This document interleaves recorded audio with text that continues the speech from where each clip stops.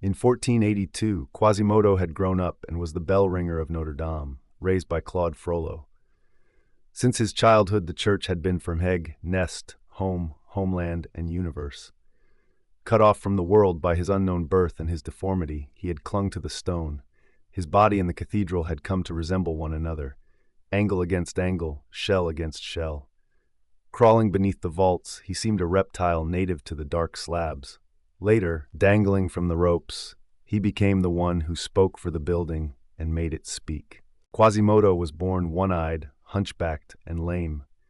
Claude, after endless toil, taught him to speak, but fate perfected itself. The bells tore his eardrums, and he became deaf. The door of the world closed, and his soul, deprived of that ray, fell into a deep night.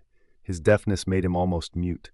He hid the tongue his foster father had so painfully labored to loosen. He only spoke to himself. When he spoke, his words came out as from a door with rusty hinges.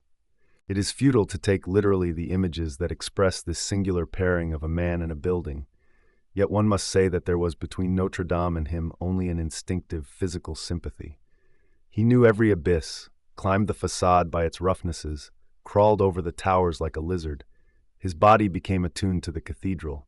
His mind was imbued by it as well. Impressions arrived twisted, thought went astray. Hence so many illusions, so many deviations. The spirit gnawed itself away within a failed body. One would have called him wicked, for he was savage. He had taken on the hatred the crowd lavished on him. Yet he hardly loved men. He loved the statues, kings, saints, stone monsters that did not mock him. He spoke to them, confided his long vigils to them, but what he loved above all were the bells. He had 15 of them. The largest was called Marie and was his favorite.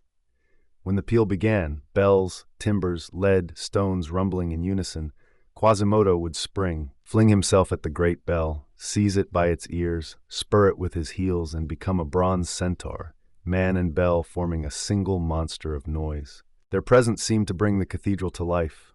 The ancient stone breathed beneath their hand. The sculptures appeared to live. Today, for those who know, Notre Dame is deserted. The spirit that once filled it has vanished. The vast body is empty. One feels its absence as one feels a gaze that has been extinguished.